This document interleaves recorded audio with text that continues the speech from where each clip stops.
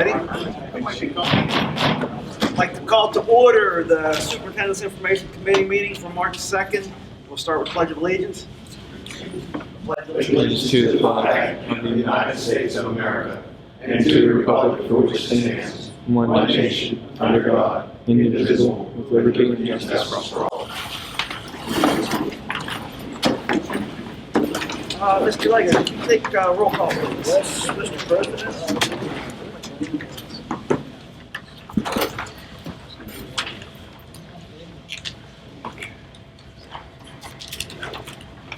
Mrs. Issen. Here. Mr. Chasson. Here. Dr. Koshko. Here. Mr. Leonard. Here. Mr. Knoll. Here. Mr. Nemick. Here. Mr. Petrucci. Here. Mr. Stovar. Here. Dr. Trey is absent this evening, so you have a quorum, Mr. President. Thank you, Mr. Lego. Tonight we'll start off with special reports. IU number 7, Mr. Leonard. Thank you, Mr. President. We had our monthly meeting last Tuesday, and at that meeting, it was the typical routine business items covered. We did have one pretty weighty retirement. The executive director announced her retirement, and there was another motion with establishing advertising for a new executive director. And as all board members know, that will have some impact on our district. So our district's making whatever effort we have to make sure that things go smoothly from the special education standpoint that would have been impacted by those changes. But other than that, that's all I have. Thank you, Mr. Leonard. Libraries and Legislative Council, we're maybe doing that for Dr. Trey tonight. Okay, move on. Career Tech, Mr. Petrucci. Thank you, Mr. President. Met on the 18th of this past month now, and road conditions, etc., though there was a forum. But what was mostly discussed is that the presented anticipatory note payment that they wanted to initiate, and they wanted to, this is presented by the PAC committee, which is made up of superintendents, that they wanted the school districts to no more anticipatory notes. They want us to schools to prepay. Well, I was against that, and I wanted, before I decided the recommendation to the Penn Trafford board, I ran it by Mr. Lego. Mr. Lego, would you please elaborate what you told me when I discussed this with you? Sir, essentially the way it works right now, our annual contribution toward the tech center is approximately $500,000. We pay that during June of the end of the school year. So we can get to keep the money all year long. They send us a bill in June, we pay our bill in June. And that way they can update the numbers of enrollees and have a more accurate billing figure for us. They are proposing, for reasons I don't completely understand, that in lieu of that system of payment, they want us to pay half of the following year's bill in June of the current year. So for the 15-16 school year, they want us to pay half of that in June of 15. Well, quite honestly, we don't budget prepaid expenses. We've never had prepaid expenses here, and it would be potentially a significant detriment to our cash flow to have to come up be committed to coming up with $250,000. Further than that, then they want the balance of the bill paid by, I believe, February 1st.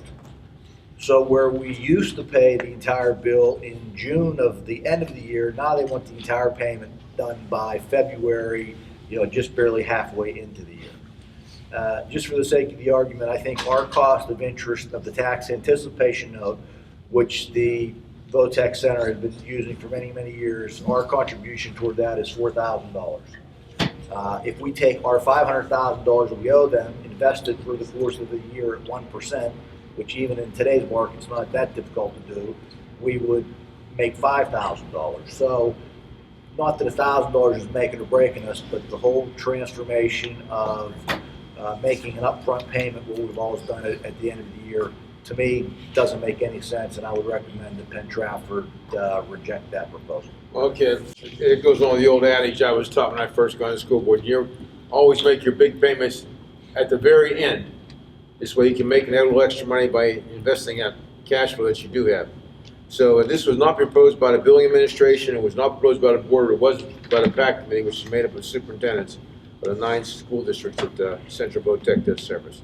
Okay, next then we're screening for the business manager, and there are 7 applicants, and Dr. Harris has graciously volunteered to be one of the screening committee. And Dr. Harris, you want to elaborate a little bit of what when you're meeting and what you're going to present to the board on the March 18th? This Thursday, we had 7 candidates applying, and I'm representing the Westmoreland IU Westmoreland superintendents. So we're looking forward to hiring a business manager. And you're going to present 3 to us, and on 5:30 on the March 18th meeting, we're going to interview the 3, give them half-hour interviews each one, and at 7 o'clock meeting, we plan on hiring 1 business manager and see if the recommendation comes from you people and also from the building administrators, which I'm sure they're part of the screening committee. It's a much-needed position. We value the career tech for all they do, and we actually want to keep it running, and we actually want to make sure they're financially secure. Okay. And for years, it's the first, that school has been in existence since '75. And for years, all the business was done by the building director. And it's awkward. It's shared between the building director and the board secretary. And it was, she's retiring, so it's time to bring in a business manager. Basically, the salary of what she was making a little bit more Yes. is paying for the new business manager, so it's almost a wash. And It was correct. time. And Dr. Kostjo, when you asked me about the gas well drilling course, okay? I did inquire about that. If you can't get that papers back to me next week about the power, solar power, et cetera, and the wind power. They're waiting for, they all are. Every VOTEC had to purchase a piece of land, and the equipment, they have to need assistance buying the equipment to get this initiated. And there's no instructors available right now, and they're waiting for the state to come through with some kind of incentive because the gas well drilling is going on, especially where we live out here in the eastern part of Ohio, et cetera, and the western part of New York.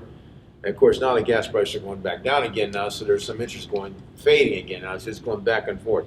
But it has been discussed, and they're waiting when they start purchasing land, of course, they need assistance, there's no doubt. But it's something that they will definitely get into, and it has been discussed, but no movements yet.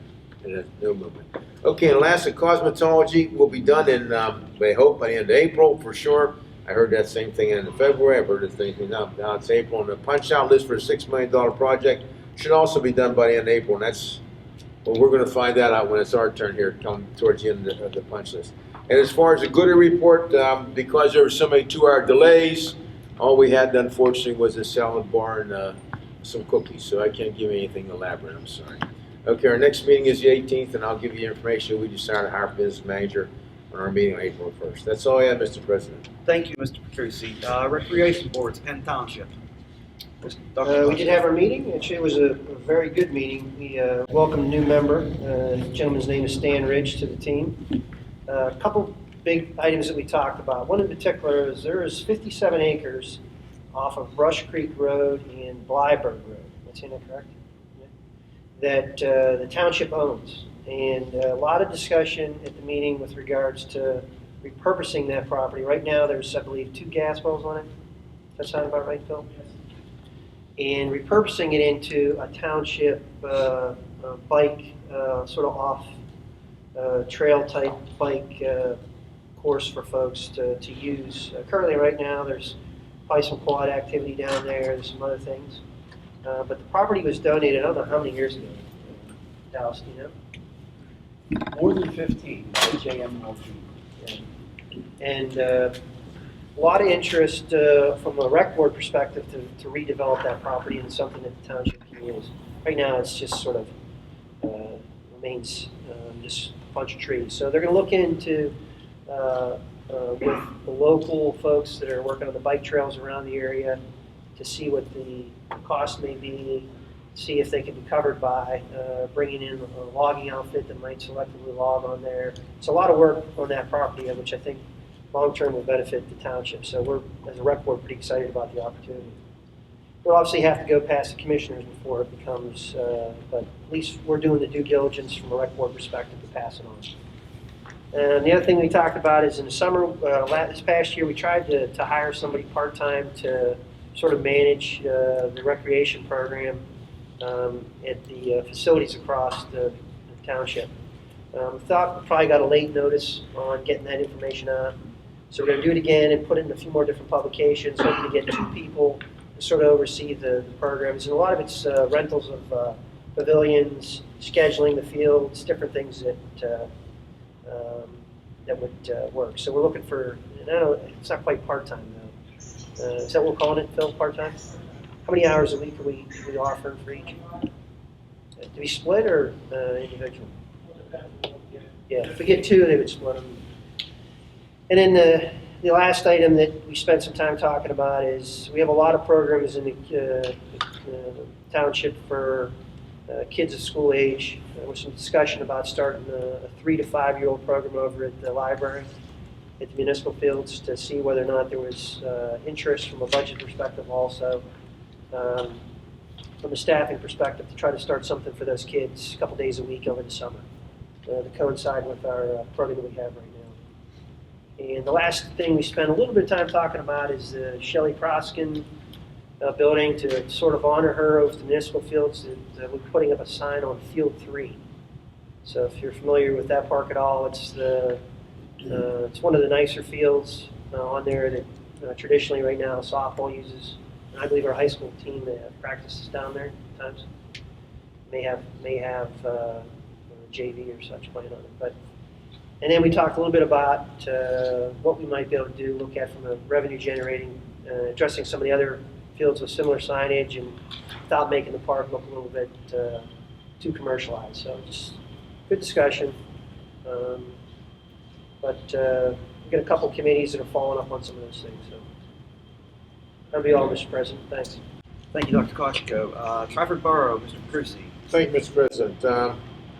We had a very, very successful auction on Saturday.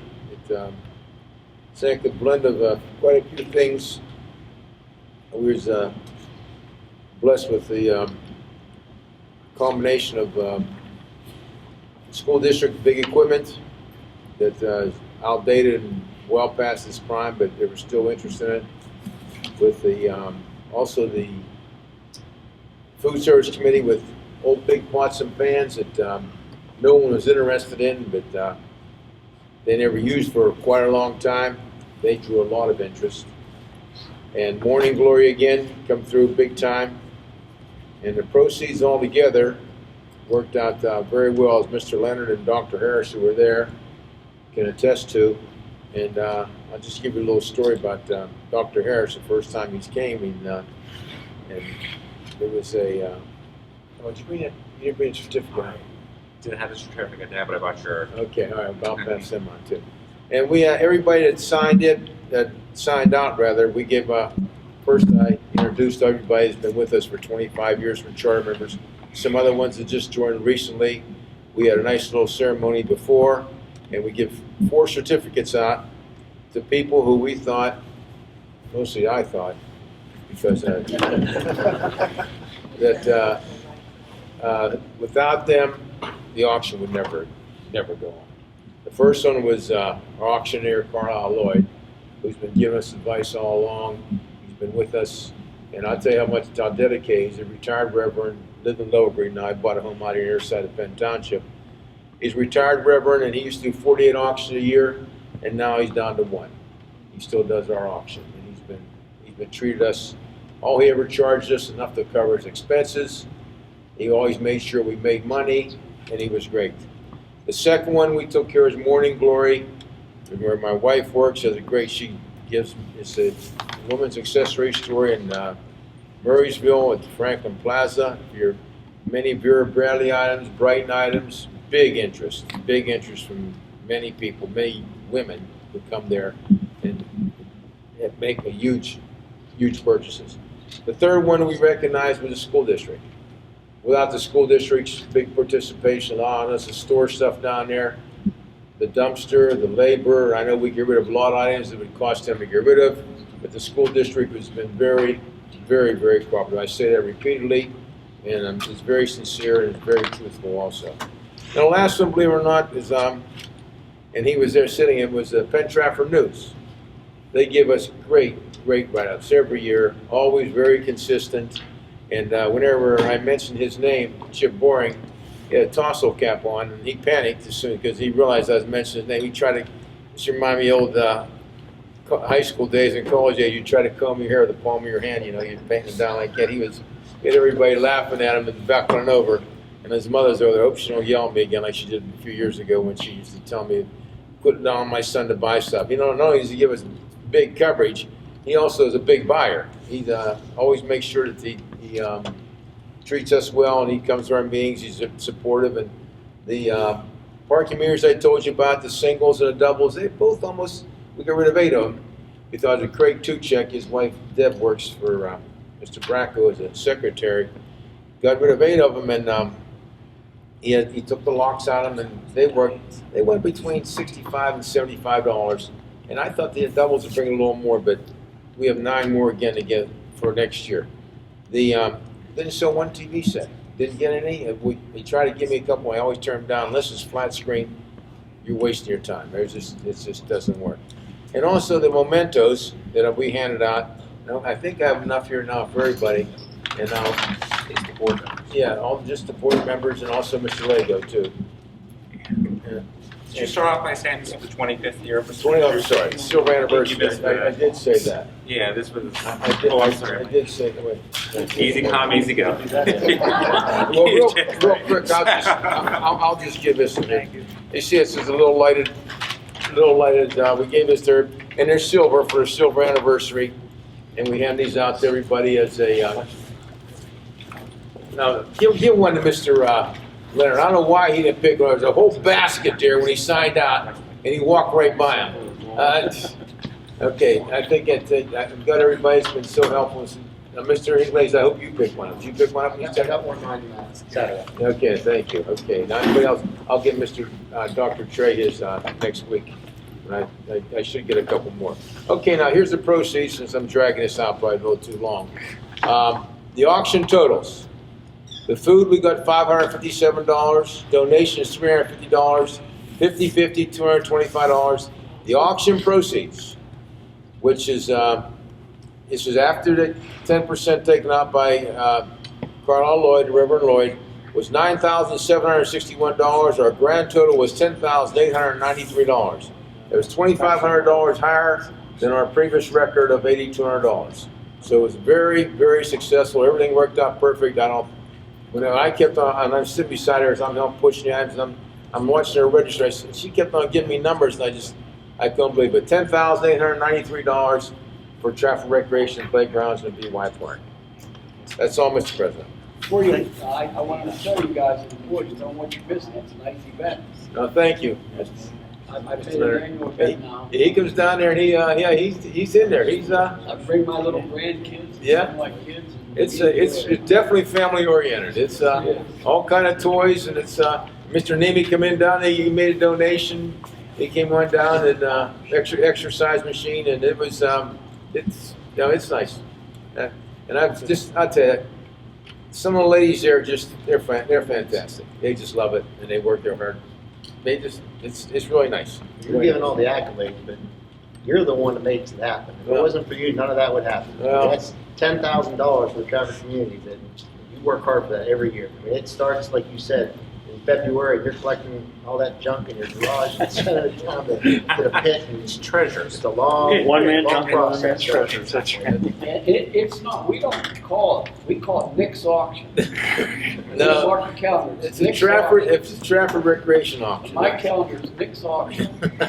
Okay, thank you for praise. That's kind of you. But believe me, it doesn't work. Just like a football coach. You don't have the right horses, it's not going to work. You got to have the horses to make things go. And I have ladies. I'll give you. I don't know if anybody knows Jeannie Craig. She was our secretary at the library down at Trafford School. Maybe you know Dr. Harris. You know Jeannie Craig, little short counts. And she's there. And they make these baskets. They take a little bit of this from Morning Glory, a little bit from this from Morning. They make these beautiful. And she goes and gets these baskets. She's here. wicker baskets, and she wraps them all in cellophane. Okay, she must have done, the lady's there, but she's the head honcho in this. She must have done about, at least 30 or 40 of them. And they sell like any place from, Carlisle will read what's inside of them. They go any place from $25 to $40 to $50 each basket, right? And she ran out of cellophane. She calls her husband Dennis up. I need more cellophane. He brings down 2 more rolls of cellophane. And we're there now, it's Friday, and we're tired, okay? Now it's about, I tell everybody 4:30 to 8. Now it's about 8:30, and she's still rapping. She can't weigh 100 pounds. She's running around. And I say, I says, you're in heaven, aren't you, Jeannie? And she says, real right to my face, I'm loving it. And I said, okay, Jeannie, just finish up and get this going. But and the next day again, she's working the lines and she's pumping it. She just, I can't praise her enough. But there's other ladies to help her out. But she is definitely the queen bee when it comes to taking care of all that. I think you guys see the baskets there. I don't know. I'm sure Dallas has seen them. They just enjoyed it, and I regret. See you next year, Nick. Yes. Oh, my hamstrings were talking to me. Oh, you're standing, you're there. It's just okay. And by the way, they covered her floor this year. They used to have sheets of 4x8 cardboard, but they got this from the color guard this year. One huge tarp. They covered the whole floor. I mean, it was psychedelic color, pretty snazzy looking color, really. But I told them, I didn't stick around to see if they cut it up or not. And Jim Bracker was great also. But this thing, they said a color guard. I don't know how many parents it takes to open that thing up for the color guard to use it. But that thing, it was really nice. It made things very comfortable. No one tripped on cardboard. It was nice. It worked out very well. Okay, Mr. President, that's enough for traffic recreation. All right, now you can just go straight into P-Talk. Okay, I just came from this meeting. Mr. Harris, Dr. Harris, if I miss saying this, I'll just try to make it as brief as I'm talking too much. There's been a decrease, as you know, in our dues from the school district and from the 3 boroughs, from Penn Township and the 3 boroughs, Penn Borough, Trafford Borough, Manor Borough, 23%. So therefore, our account balance is down so far.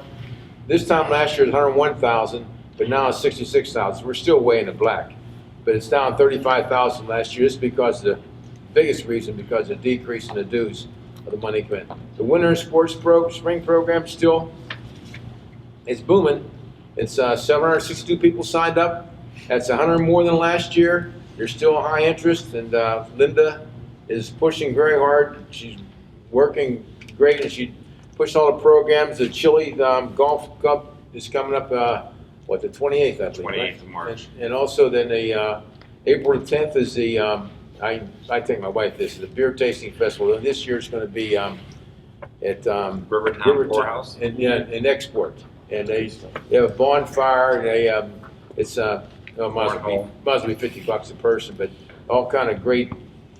I turn my slip on my page, but all kind of great food there. It's and it should be a real nice time, and it seats. Last year she always sold out. And used to be at the Rivertown place and at the old Parkway Tavern in Rowville, but now they moved it to one in Export, same owner I assume, and with a bonfire and a parking. But it seats 150 people out here. But that's that's pretty much we did. And the summer programs we started interviewing people to take care of summer programs. Okay, Mr. President, Nick's going to hush up. All right, thank you, Mr. Petrucci. Dr. Harris, PTCEF. Sure. 2 quick announcements. One, our deadline for grants ended today. We had 29 teachers submitted grants. That's the most we've ever had, so it's kind of exciting. We're going to start evaluating those shortly.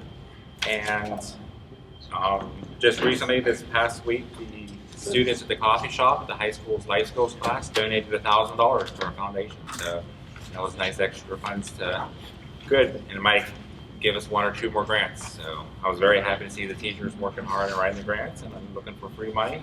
And I'm glad that the coffee shop helped someone too. Thank you, Mr. Harris, for that.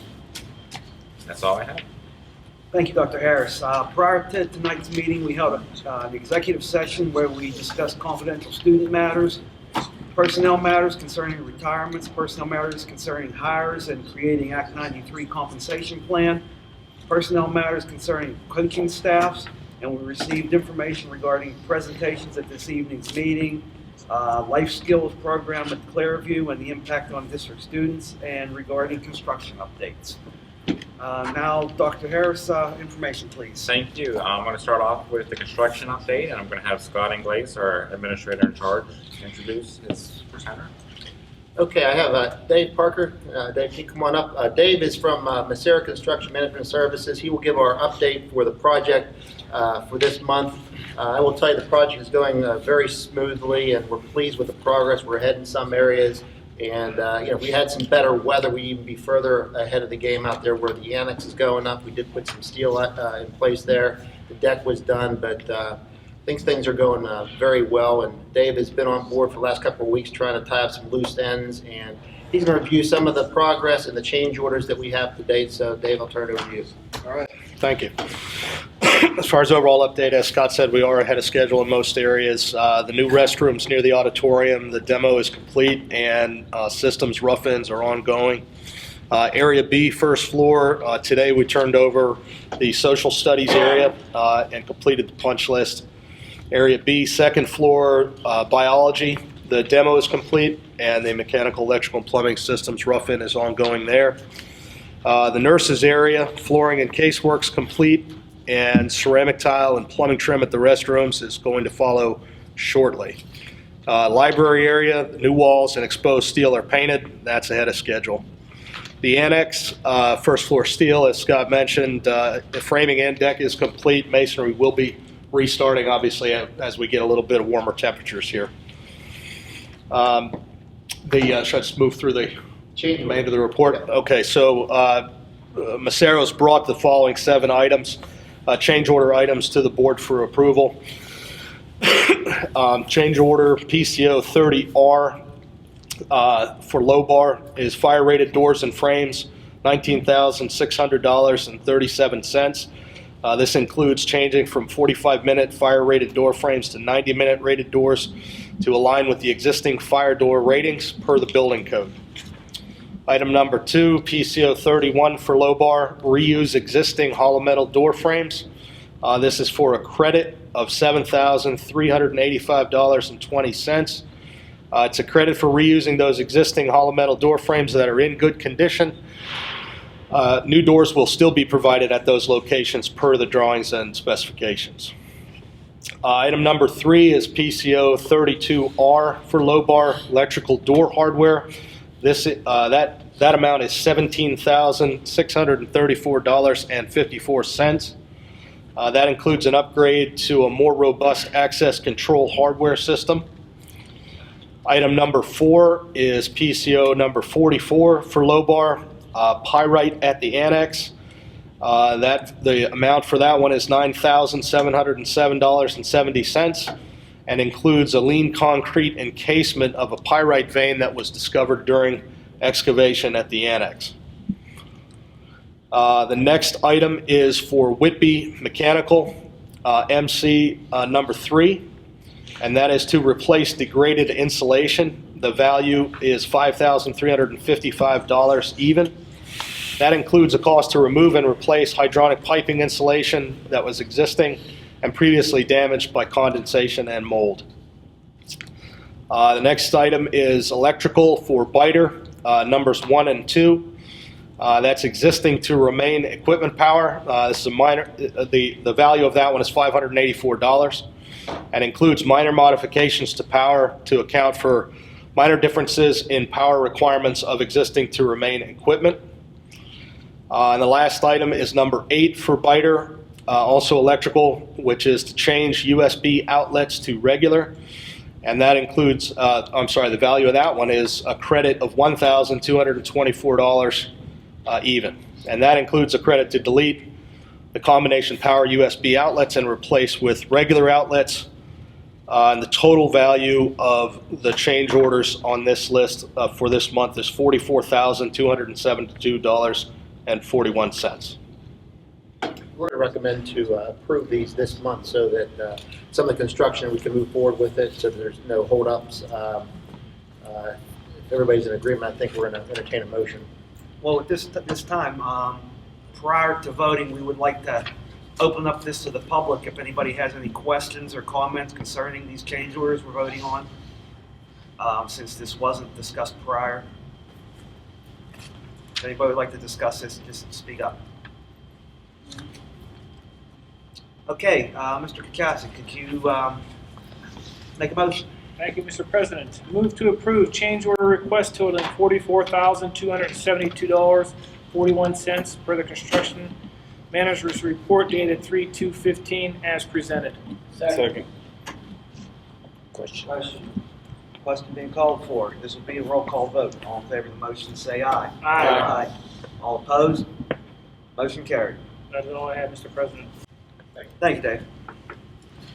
Thank you. I also, at this time, I'm going to introduce our technology director, Jason Crusoe. He's going to give us an E-rate presentation. There's been some changes to the E-rate funding this year, so he's going to tell us a little bit about that. Go ahead, Jason. I'm not sure if you're all familiar with E-rate, but it's federally funded program for schools and public schools and libraries. And this year, they've made a lot of changes where they've added over $2.5 billion to the funding. And your funding is dependent upon your national school lunch program. And we are a 40% discount rate. And internal monies we have never been available for. It's always been down to about 80% schools, and that was it. This year, they wanted to make changes where every 5 years, every school and library will have the chance to get internal monies. And with the additional $2.4 billion they add, there's over $4.5 billion of E-rate funding this year. We don't know how much is going to be there next year, following years, and the E-rate person for Pennsylvania recommends if you can't afford it, do it now, because we have no idea what the money is going to be like in future years. So when we did our infrastructure 2 years ago, we got 200 access points for the district, and not really having an idea how they would work. They've worked very well, but the issue is that now we've added 1,300 laptops and iPads last year, but we didn't add any wireless access points to the buildings. And we're finding that the concrete in the rooms and the walls is not very good for the wires, so the signal's not very strong. So we're looking to purchase up to 160 access points to put an access point in every single classroom in the district. And that would be about $54,000. So with E-rate, then you would pay only 60% of that. To go along with the access points, we would need additional 5 switches, PoE switches, to power up and handle all the access points in the different buildings. One more thing that we need is we need a core router. The core router is pretty much the engine of the whole network in the district. Our router right now is 8 to 9 years old. It was end of life last year. End of support is going to be June 30th of this year. So once June 30th comes around, they will not support this router anymore. So we need a new router. The price for the router is about $30,000. So we would get a 40% discount off of everything that we purchase, and everything is dependent on board approval and E-rate approval. So E-rate can come and say, we're not going to fund you for this, this, or this. So then we can say the contracts are void and we don't need to purchase anything unless you guys would say we can go and purchase it if we wanted to. Is there any questions? Yeah.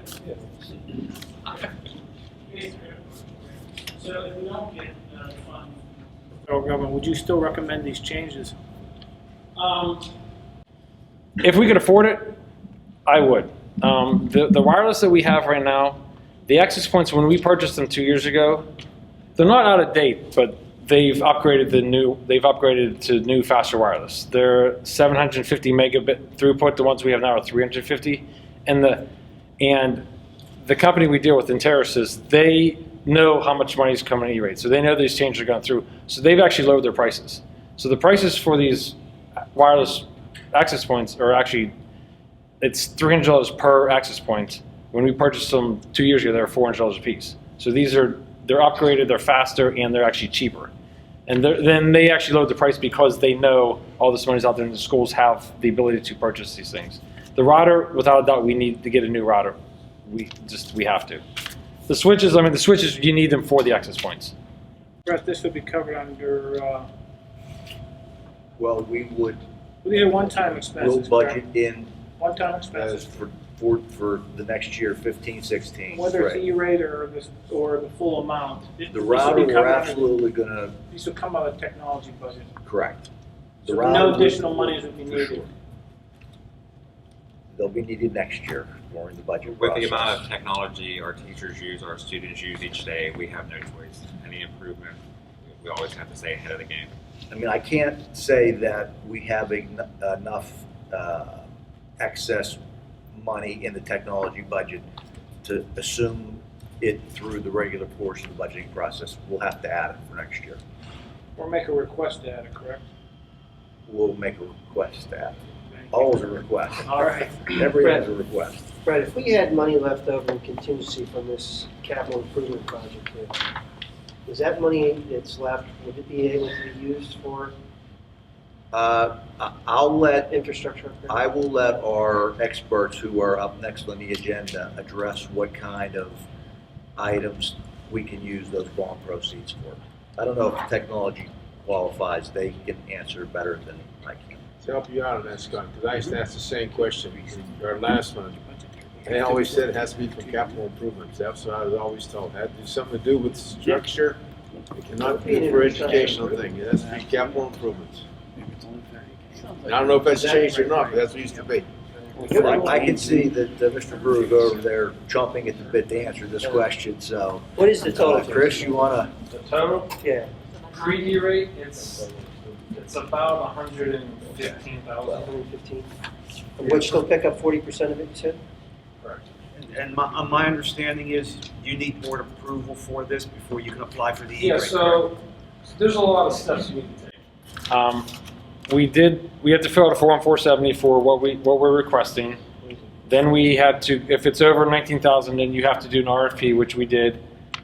All the bids need to come in.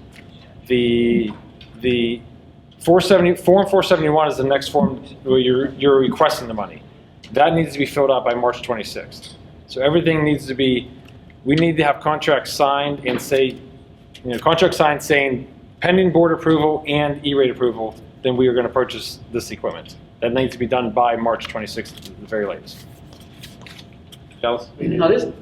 Now, I might be slow here, but I was trying to crunch the numbers. The district's out of pocket if we said 40% of the 115 would be covered. Covered. And of the 160 new access points, 54,000, what percentage of that? Well, it's 40% of everything. The whole project? So we'll be on the hook for 6910. So it was I about, come up with 69, so that's what we'd have, ours would be 69. oh yeah. And there's no future commitment, or we'd have a chance to evaluate any future rolling commitment, Meaning, anything else that's gonna come along next, that we, honestly, doing this, when we did our upgrade 2 years ago, it's been very, very good. We haven't had issues. The issue is the concrete walls. If these buildings weren't 50, 60, 70 years old, they would probably handle the access points we have. And there were some schools that had issues, and I would look, because we had them in the hallways in between a couple classrooms, and it wasn't working. I added them into each room, and it made a big difference.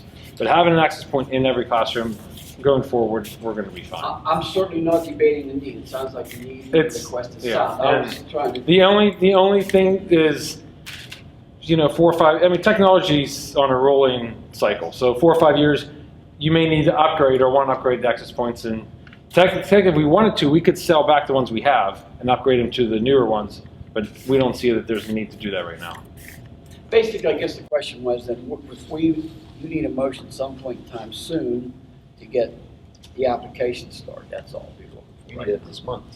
Yeah, next week. Next week. You can back out of it if we don't get the money. you can back out. Correct. Correct, yeah. If E-rate says no, then you guys, if you want to say we don't want to do it, then we don't do it. And we'll just have to figure out another way to do something that needs done, it sounds like. So it sounds like a good idea to apply.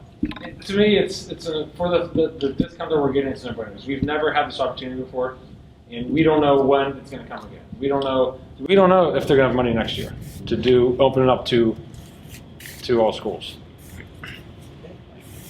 No more questions? Thank you. Next up, Mr. Vega, you have some bond.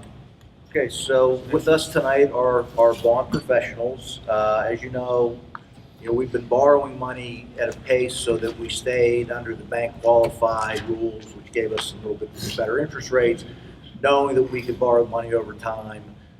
Fortunately, the rate environment is still positive.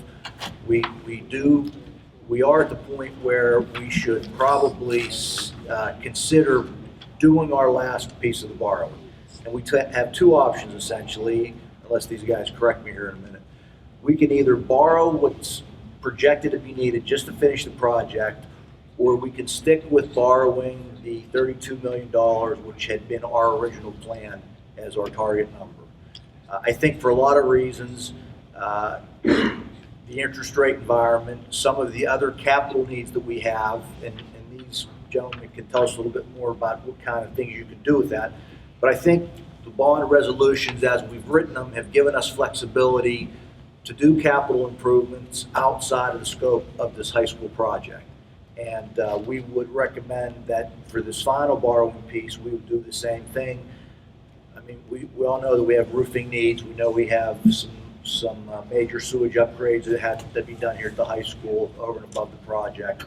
So at this point, unless something really goes wacky in the markets in the next couple of weeks, I would recommend proceeding with the $32 million. It'll keep us under our debt service that we've been paying for all these years.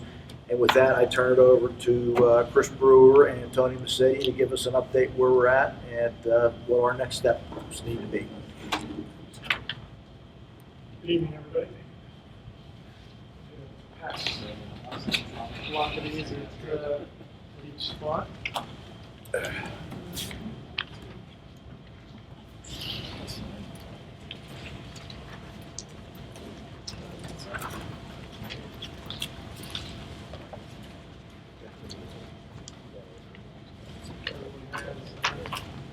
Has a copy.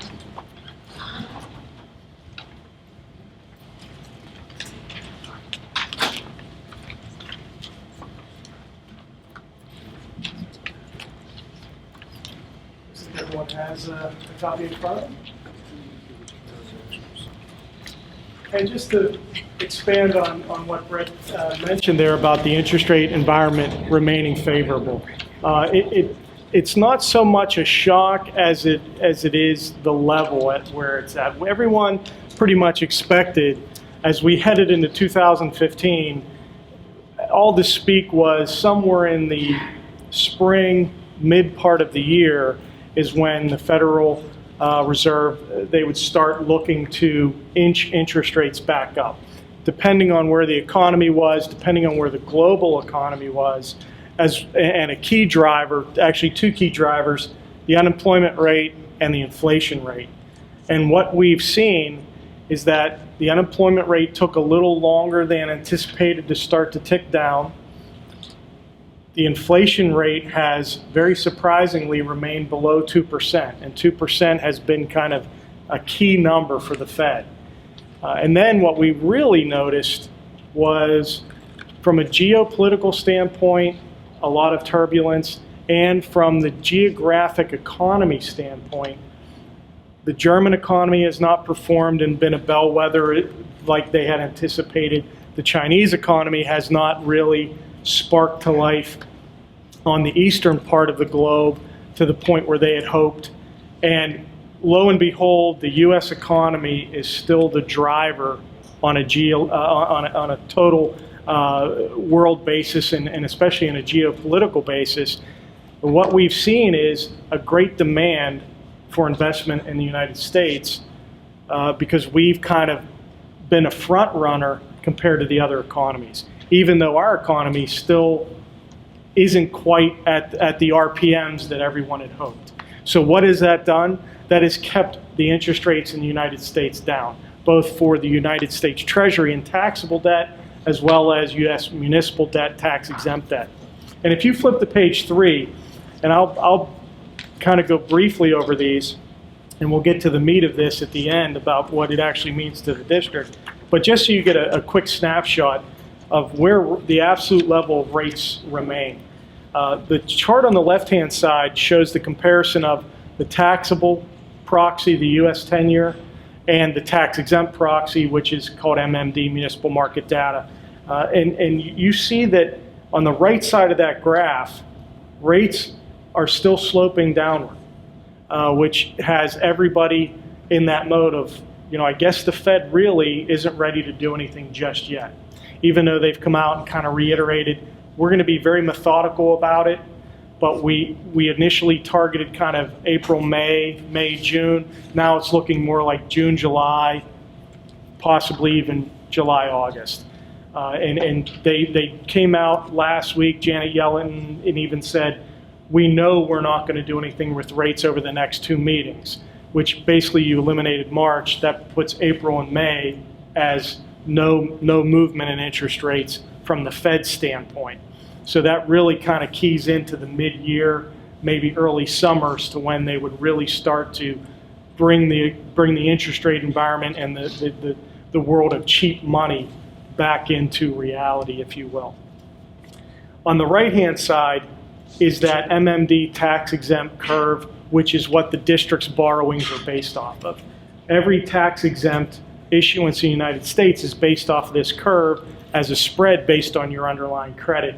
And again, with the district being at an A1 stable, very, very good credit rating, your rates are a little thinner compared to others with a lower rating.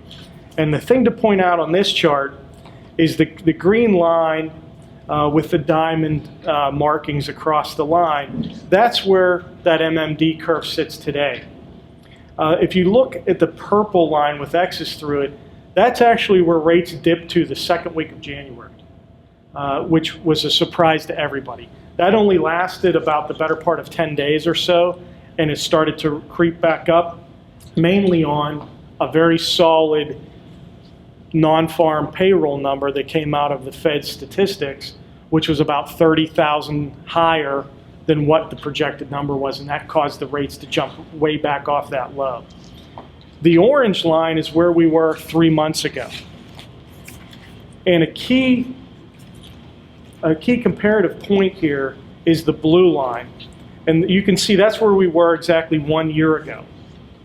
The end of February in 14 is that hard blue line, and you compare that to the green line where we're at today. So you have lower overall rates and a flatter yield curve, meaning you're borrowing where the money is a little out in the out years. That's at an even more benevolent rate. So that's, again, something to really focus on is the comparison as to where we were a year ago at this time as to where we still are as far as interest rates. Flipping to page 4, that's that MMD staying with that tax-exempt proxy. The red line is still that same red line from the prior page, which is the 10-year average. The blue line is where we're at today. And you can see we're significantly below that 10-year average. And the purple bands are where have those rates been per maturity over the last 10 years. And as you can see, we're pretty much touching in some maturities or hovering real close to where the low points have been over the last 10 years as far as tax-exempt municipal rates are concerned. And then lastly, to give a good explanation is why are these rates still where they're at? And that's the fund flow chart, which I've brought before the board in previous meetings. The blue bars at the right side of that graph indicate positive fund flows into tax-exempt and taxable municipal funds. And anytime that those are blue, they're positive, that means there's demand out there for municipal bonds. And that's a good thing. More demand, lower interest rates. That's all how it works. So that whenever we're in the marketplace marketing the district's bonds, investors out there with more cash from their investing community, they have to put to work. They're looking for high quality tax exempt paper. That's what we bring. That means the better the rates for the district. And again, as long as those are blue, that's a positive trend to keep interest rates, because there's high demand, keep interest rates low. So, without any questions on the current market conditions, what does that translate to the district? That's the next couple of pages. Scenario 1, as Brett explained, that's where we keep the borrowing to just finish off where the estimated project is right now, about $31.2 million. And that would mean a borrowing of about $3.3 million to finish that project, to accompany the borrowings that the district has already done. And the key on that is if you look to the right side in the yellow highlighted column, that puts you at about 2.650 in annual debt service on an aggregated basis. And that's, again, maintaining exactly what has been projected out and planned out by the district to have a plateau that is slightly under, if possible, or right at a maximum where the district had been as far as debt service as a percent of its expenditures. And we've been able to maintain that. Again, market cooperation has really been the key there.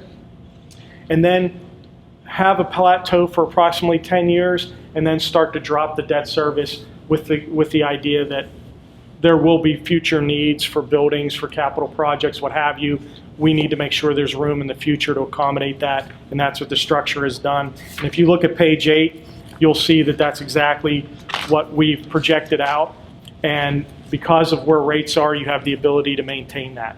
So in essence, to fund the $31.2 million, the district will, with this issue of about $3.3 million, will have borrowed $31.9 total in par amount to fund $31.2 in project. And you can see the slope. You can see that the annual debt service is just below about the 2.725 number where the district had been previously. And again, that's borrowing to complete the 31.2 project. If we flip to page 9, this takes you all the way to the $32 million in net project money. So that's borrowing, about another $775,000 in bonds. That nets you about another $760 plus in project monies to get to around $32 million. That takes the annual debt service to $2.67 million. So slightly higher, about $20,000 higher per year on your peak, still below the 2.725 that the district had been at. And you still maintain your slope and the same final maturity. And you can see that on page 10. And because the way that the first 3 issues were structured, that allows this last borrowing to accommodate all that. And so you can see that you maintain that plateau below the current level. You have the ability to slope the back end of the debt service to accommodate future needs in coming years.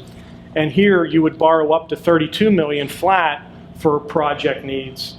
And you would borrow about 32.6 when it comes to overall borrowing. That would take this individual borrowing, the completion borrowing, up to about 4.1 million from the 3.3. And on page 11 is probably the most relevant comparison of the 2 scenarios, where you can see the annual debt service difference in each year. You can see that fiscal year 2031 still remains the final term, no matter which borrowing scenario the district would choose.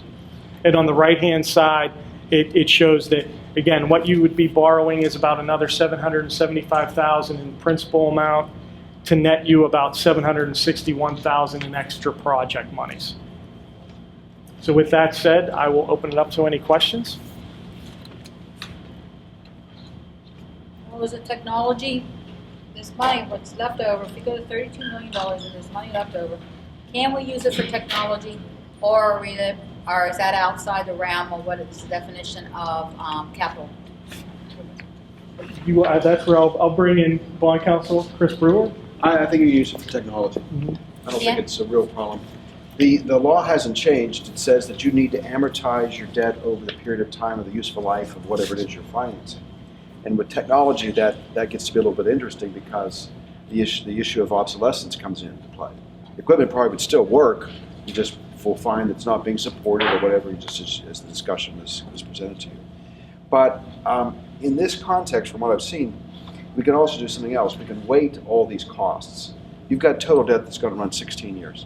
You've got a building, and a lot of money in that building is going to last well beyond that. So by the time you assess useful life calculations against the bricks and mortar, even if you assess a shorter life to technology, on balance, this is all going to be able to be included. So I'm not too troubled by it, not unless you tell me the technology budget's, $20 million within all this, which I'm sure it's not. It's within a proportion. There's one other area of the law here that comes to play. There is some law to suggest that equipment that's all part of the project itself can be assessed a life that's equal to that building itself. And if that's the case, then you're golden. I was always, when I did this before, they always told me you could not use it for instructional purposes. Well, when you say technology, I'm assuming some of this infrastructure, you're talking about the wiring, the routers, and things like that. You're right. Okay, it's infrastructure. That's not purely instructional. We do have clients that trend into financing laptops, trend into financing software. We don't generally encourage that. You probably can make an argument for it based on that average weighted life thing. The laptop may only be 2 years, but it, with everything else, averages out. But generally, rather you stay away from that sort of thing. But cabling, routers,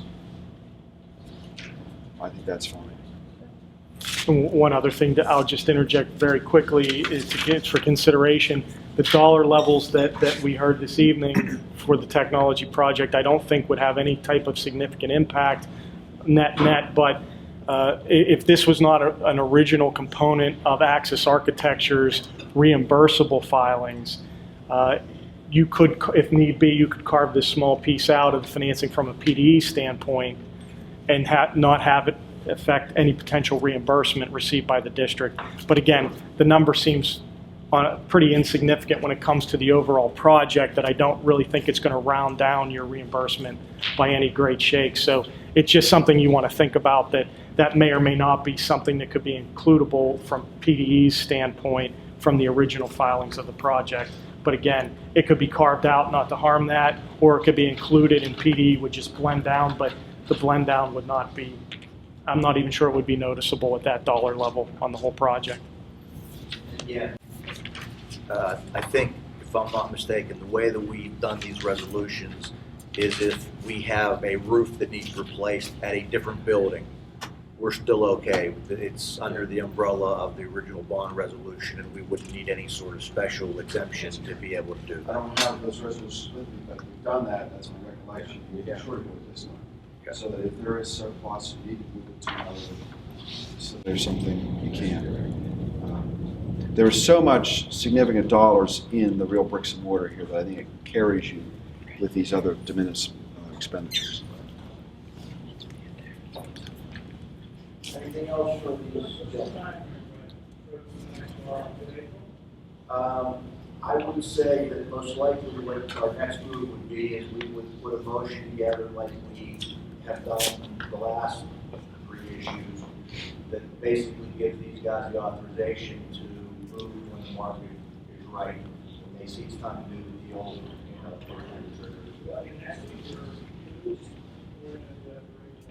I think the sooner we put motion on the books, the better. Not put it on for next week.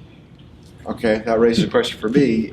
If you mean by that the authorization of debt under the Debt Act, that requires a 3-day notice and some other things. I'm not sure, depending on when you're meeting next week, if I can have that all together. Okay. So I don't think that's going to slow you up again in the market, because I don't think PNC is very far along yet on terms of ratings and official statement and all that sort of thing. So if we don't do that until our April meeting, I don't think we're missing any time frame, and it keeps me from making a mistake by hurrying the document, to be very honest. Okay. When's your April meeting? When's your voting meeting in April? 6 or something. We can do it. well, let's see. 16th, April, Monday, we don't have a meeting. It should be 13th. April 6th and 13th. We don't have a 6th, 7th, 13th. I could certainly be ready for any of those dates in April. I mean, I could be ready for next week, but I don't think we have to hurry it, and I'd rather not come back to you and tell you the newspaper didn't run the ad in time. If your recommendations, we can do it next month, we'll have it on next month. Do you want me to shoot for the 7th? Yeah, well, we'll shoot for the 7th. Okay. And the board's authorization for us to, excuse me, to proceed with prepping the official statement, updating the financial information for the district for that offering statement, preparing the district for its rating interview with the credit rating agencies. That's all stuff that needs to get processed regardless. And if those wheels are in motion, you're not missing anything by having the resolution voted upon and approved in April. So if we get that ball started tomorrow morning, we can get all the requests out to Brett. We can then start to compile all that data, contact the rating agencies to start setting up a time for the interview. You're not missing a beat by, giving us the nod to begin all that. That's fine. And I wouldn't want to presume anything. You all may need to discuss it. Don't know where you are on the issue of the the two options, the more tight amount or the larger amount. If you haven't decided that by the time of the 7th, we probably would do a resolution with a larger number in it, subject to your direction to come in and borrow just a smaller amount. So I don't want to presume that or rush you to that decision, but we'll try to stay flexible. We may have that discussion next week. I wondered if you might.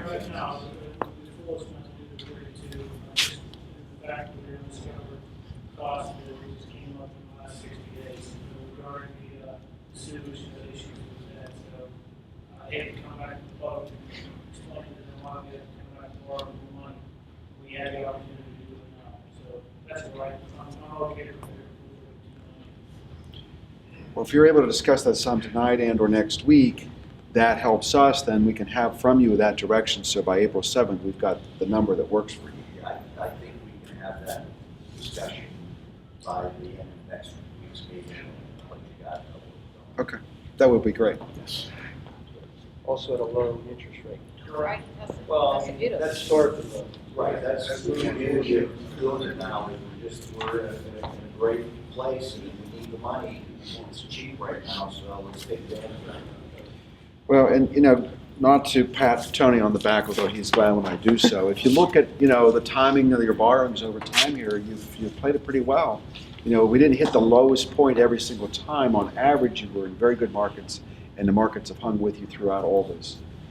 So. That's because that's when I made phone calls. And he was on the phone to Janet Yellen saying, "It's my job. You got to help me out here." And she's very good about that. But we appreciate everything you guys have done. Appreciate you coming out tonight, and I think this has been a great team.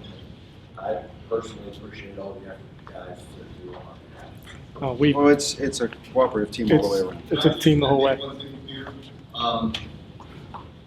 Hearing no objection, because it doesn't require a vote, but hearing no objection from any board member, the direction is for Tony to proceed, and I just want to make sure that everybody is aware that that's, so the preliminary procedures that will lead to your official action in April, they're going to move forward with that tomorrow, and I just want to be sure all board members are aware of that. And if there's no objection, then the direction is for them to move forward. Is that correct? I mean, pursuing the 32 million. No, No, just just pursue. just doing the background work that needs to be done. Exactly. to- Okay, so there being no objection, you have the authority to move forward. Thank you. And we thank the district for the opportunity to serve. And as Chris said, it's been a great partnership and a great team. It takes everyone on all sides of the aisles here to make these financings occur. And as Chris said, so far so good. And we'll knock wood as we say that we hang in there and get this last piece put in place at, again, a very benevolent rate to the district. Great. Thanks, gentlemen. Thank you. Thank you. And the last bit of information I have under the information is I just received this from PASBO, and this is to inform us that Brett has recently been granted a renewal of the status of Pennsylvania Registered School Board Business Administrator for a period of 4 more years. So congratulations, thank you, Mr. Certificate.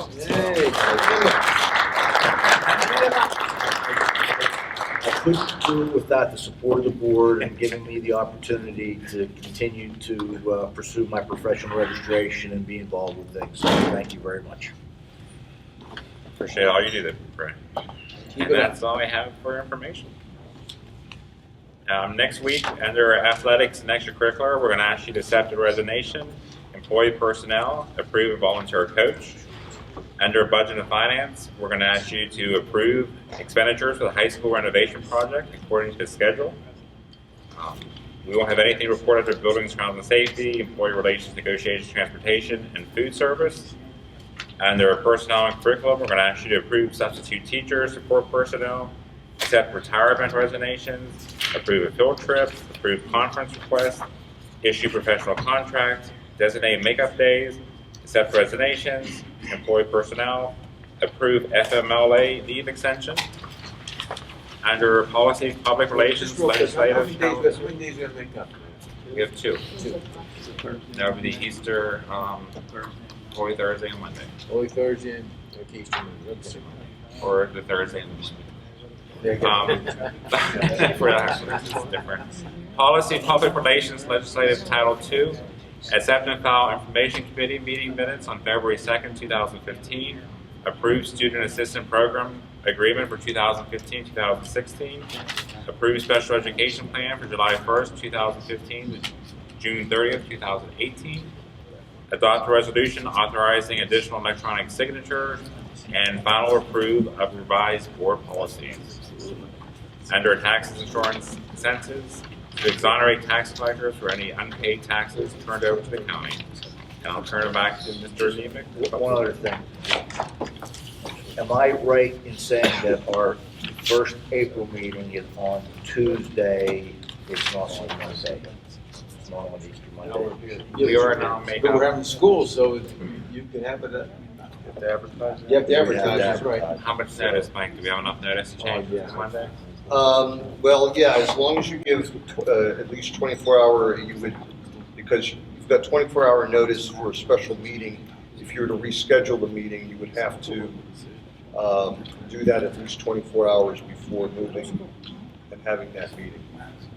Do you take a vote for that, or is that just something informal? On next week's agenda. Well, I think since you will formally vote on the calendar, you should probably vote Correct. if you're going to change. So next week, the board could vote to change the meeting from Tuesday, April 7th to Monday, April 6th, and directed advertisement be conducted. Good catch, Bill. Back to you, Mr. Nemec. Okay, thank you, Dr. Harris. At this time, as recognition of visitors, we have several people signed up to speak. The following rules are in effect. You must state your name, address, and group affiliation, if any. Your statement will be limited to 5 minutes in duration. All statements shall be directed to the president, and no participant may address or question a board member individually. I may interrupt your statement if your statement is too lengthy, personally direct, abusive, obscene, or irrelevant. First person up is Bill Gordy. Mr. Gordy. Thank you. Yes. A question about the student handbook. Does the student handbook address assault by students on a teacher? And if so, could you tell us what that is?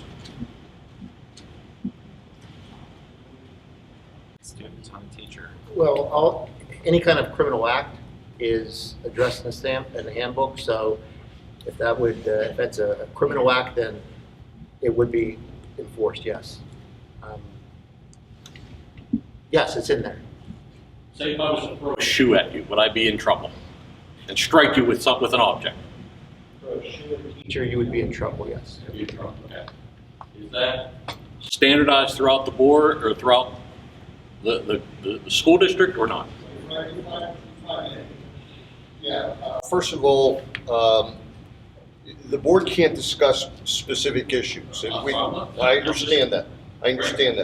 What I think needs to be said is that although the district has a code of student conduct, that code of conduct is applied to students whenever it is appropriate.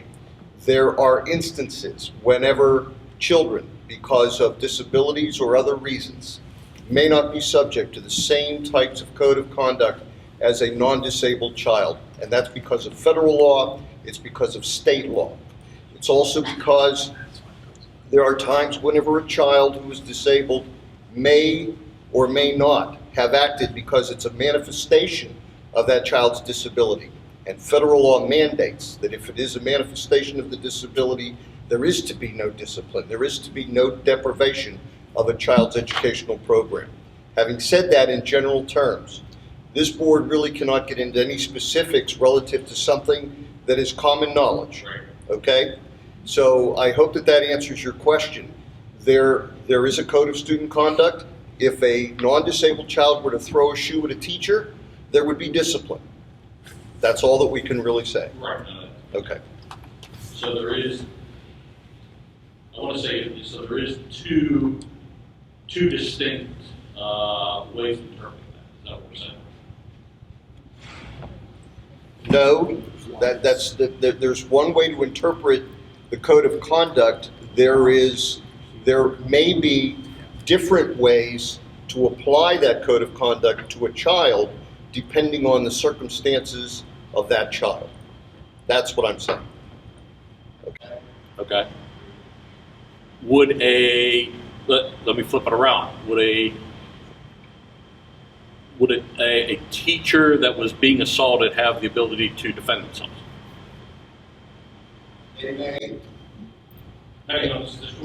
Depending on the circumstances and the situation, they may, or if they engage in conduct that is inappropriate, if they engage in conduct that is not properly responsive to a situation, if they, to some extent, cause the situation to occur because of their own conduct and be it negligent or otherwise, there may be consequences that one may not anticipate. Again, every circumstance has to be looked at separately. You don't apply a rule or a law uniformly in every instance because the circumstances may warrant some other response.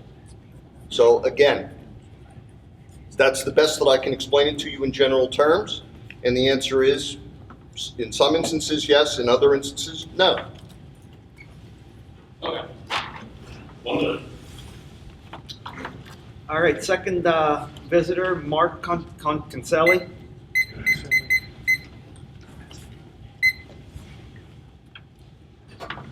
Evening, I'm Mark Concelli, 132 Dolores Drive, Irwin. My son Dominic's a junior for the boys basketball team, and I'm here to say a few words about Coach Urosic and his staff. It seems there's been a lot of stuff swirling around recently, and just wanted to give my support. First off, Coach Urosic's passion and love for the game is undeniable in my opinion. Second, I feel that Coach Urosic and his staff's love for the boys go well beyond the court. They genuinely care about the boys. Third, I know the season wasn't as successful as everyone hoped on the win side, but it was an improvement over previous years, along with the playoff spot earned. And the maturing of this team this season was something to see, albeit frustrating at times with some really heartbreaking losses. They never became selfish or quit playing as a team. And most inspiring to me was they never quit, ever, in a game. And to me, that's something that's got to be said for the coaching staff with that.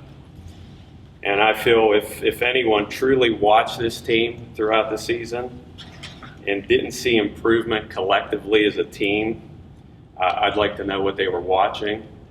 My guess would be some people are more concerned with selfish motives than the betterment of the team. And that's all I really had to say. I look forward to next season with Coach and his staff. Thank you. Thank you, Mark. Next is Laura McDonough. I am Laura McDonough. I live at 508 Pamela Avenue, and actually I'm making a statement on behalf of my husband. He's a little nervous in public speaking, and I'm not. We lived in the district. I have 3 boys. My oldest is a sophomore in college, and he played on the basketball team for 4 years. I have a junior in high school and a 6th grader. We couldn't be happier with living here. Over the years, my husband's videotaped a lot of our kids' sporting events, and it became very nice when he started games and became very good at it. So he was asked by Coach Rosick and Mr. Hetrick to videotape the boys' basketball games. One of the things that we enjoyed about the kids getting into middle school was that it took the parents out of the game. Your kid made the team on their own merit. They played or didn't play on their own merit and how and their skill. We haven't always agreed with the coaching, and some people have sat with me at games. I'm yelling, "Yell a timeout, coach!" But that's my job. The coach is to coach. As a parent, it's my responsibility to raise a well-behaved, coachable, responsible team player with a good work ethic, not to override what the coach's decisions are. One of the hardest things as a parent, whether it's on a court or in the classroom, is to realize your child's potential and what their role is. And sometimes it's difficult as a parent to see where your child stands. But having children who've been on teams and been cut from teams, the kids know their role on the team. And if you asked your child and you sat down and said, you know, where do you think you are? What do you think you can do? They know where they stand.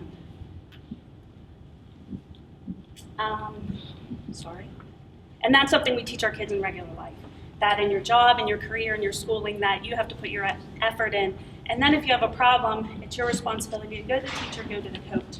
And our oldest son played as a junior on varsity, and he wasn't seeing a lot of minutes. And he was disappointed, and he lacked a little bit of confidence. So we said, what are you going to do about it? And he said, I'm going to go in and talk to the coach. And he went in himself. We don't know what he said, what he did. We said, be open and honest, and they made a decision that he'd play some JV minutes. And as that year went on, he went from maybe 10 or 12 minutes a game to a starter. And that was our son's role, and it was his effort, and his responsibility, and his job to find out what he needed to do to improve himself and his his time on the team. And he also wanted to be a bigger role impact player, and that's what he did, is he went and talked with the coach. One of the reasons my husband liked videotaping is we've known some of these kids since they were born. There are athletes that excel in athletics, but basketball might not have been their primary sport.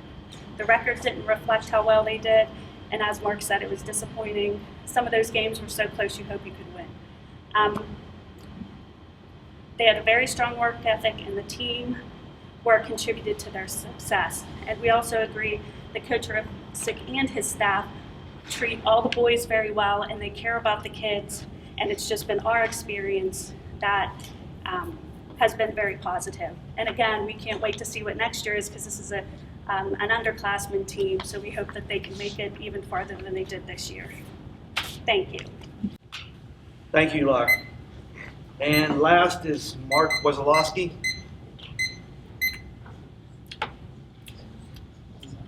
Good evening. I'm Mark Wazalowski. I live at 4 Maple Street in Trafford, Pennsylvania. Our daughter Julia began the first grade at Trafford Elementary, and by the end of the second 9 weeks, we had to transfer her for her well-being back to Queen of Angels Catholic School. The amount of and extent of emotional and physical bullying that she endured on almost a daily basis from her classmates from August to January is inexcusable. Joy is the type of child that likes to please others and fit in. And as a result of being the new student, Joy became the target of bullying. Almost every instance of bullying Joy experienced was told to us at a later date after the fact and when it happened for different types of reasons.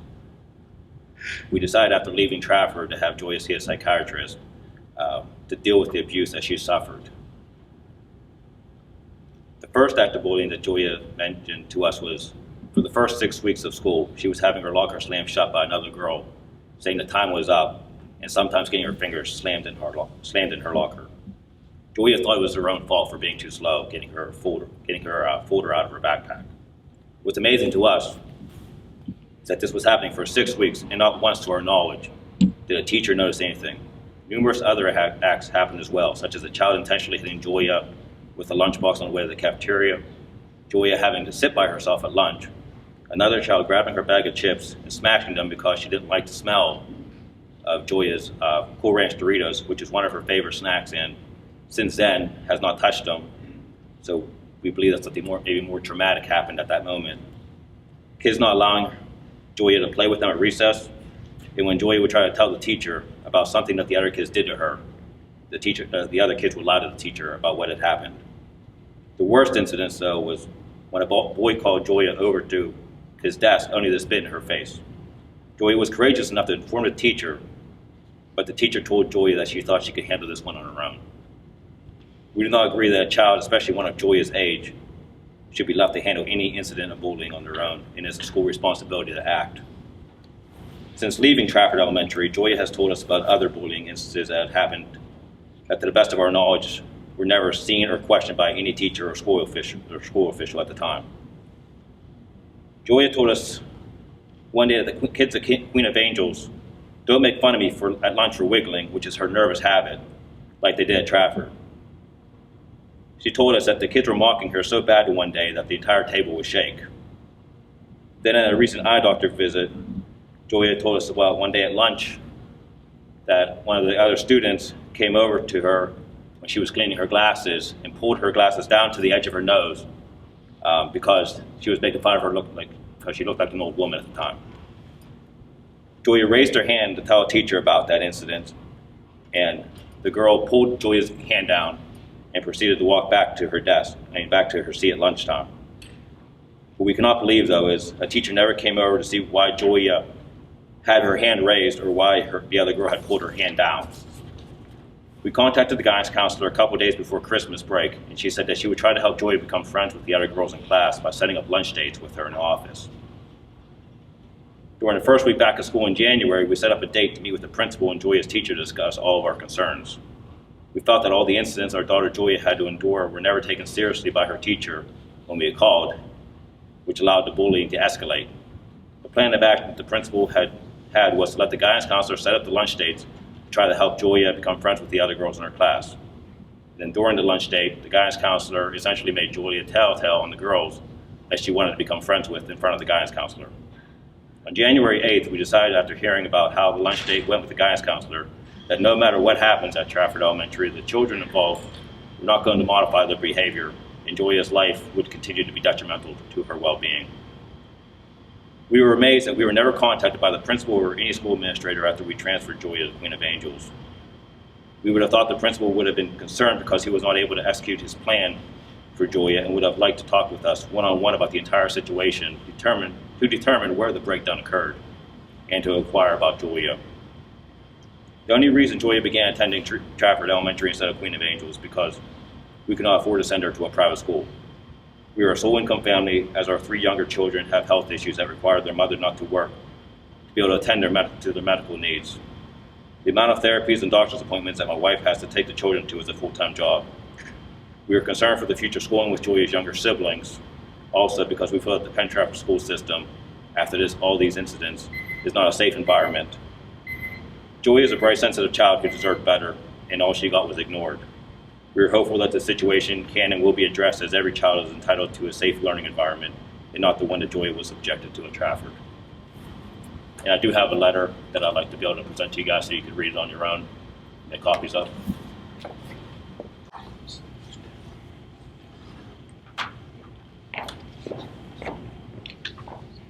It does have a log date also of every time we contacted the Did you ever meet with Mr. Dapley? Yes, we did. That was on first week of January back in school. How'd that meeting go? At the time, we thought it was fine. That's when we actually had met with him. He said that he was wanted to go ahead with the guidance counselor meeting with having Joya be able to have lunch dates with other kids. Originally, it was to have her be able to pick the kids herself that she wanted to become friends with, and ended up being put to the point where they picked the kids for her. And during that time, the guidance counselor asked Joya what was going on with the girls, and pretty much made her tell on the girls in front of them, the ones that he wanted to become friends with. So it was pretty much.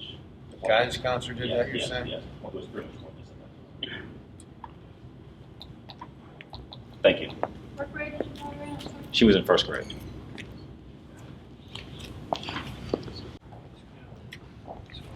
I'll make a copy of this letter, make sure everyone gets a copy of that next update. All right, this time, last for adjournment. Meeting adjourned at 8:28.